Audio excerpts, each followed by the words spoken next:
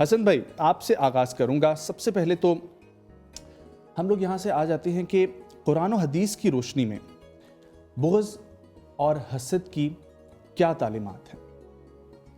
नजम, थोड़ा सा एक बैकग्राउंड समझना ज़रूरी है कि हम एक तो हम ये देखते हैं कि हर साल रमज़ान आता है और गुजर जाता है।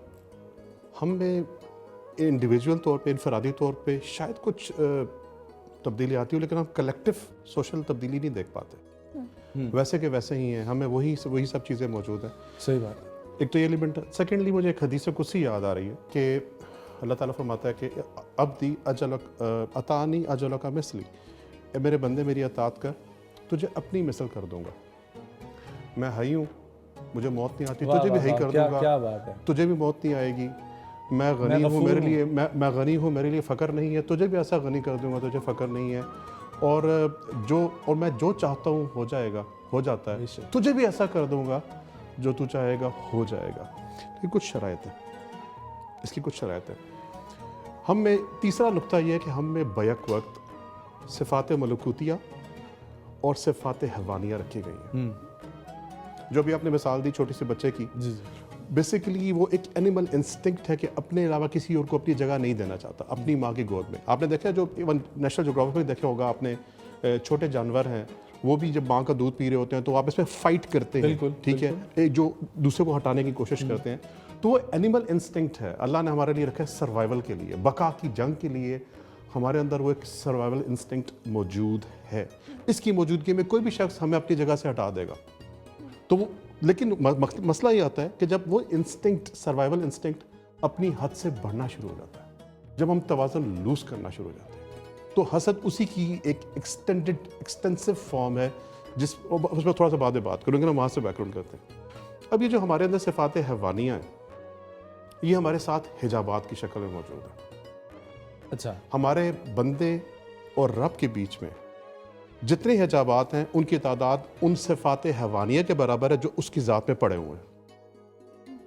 इन सिफ़ात हवानिया से मुराद है कोई भी, इसको सिफ़ात रज़ीला भी कह सकते हैं, झूठ, चोरी, बुग़्ज़, डिसऑनेस्टी, बदआनती, आप जितनी भी आप समझ लें कि इंसानों में जो अखलाकी बुराई हैं वो सिफ़ात हवानिया की उसमें मौजूद है। ठीक है।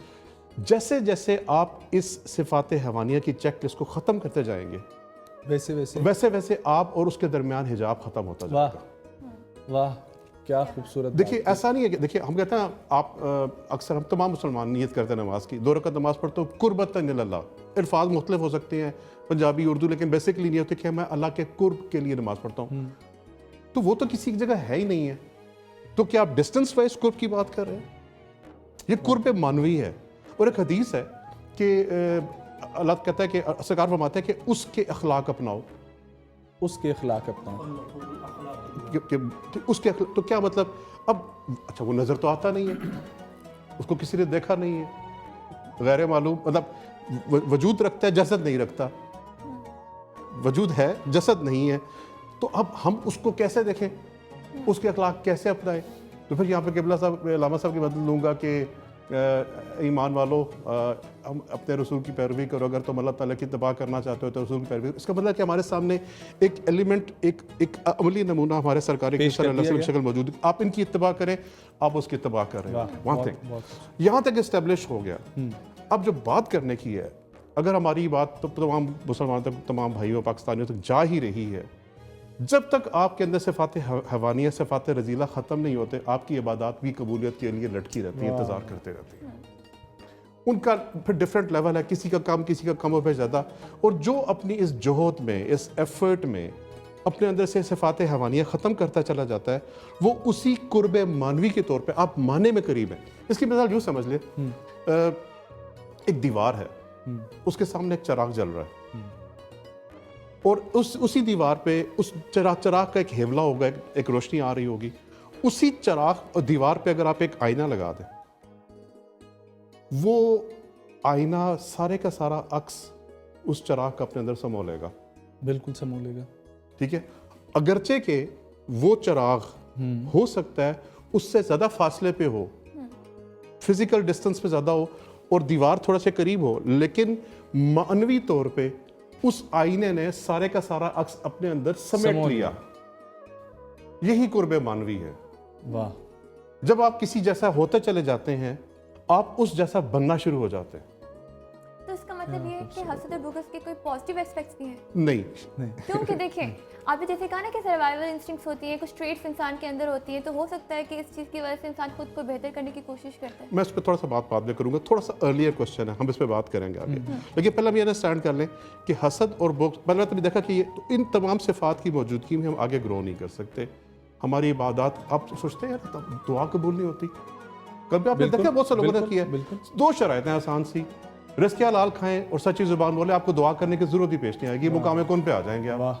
कोई लंबी चौड़ी बात नहीं है इसके लिए, कोई रॉकेट साइंस नहीं है। हम वो उन बुनियाद से हटे हुए हैं जो कि हमारे सरकार करीम सल्लल्लाहु अलैहि वसल्लम ने तालीम फरमा दी।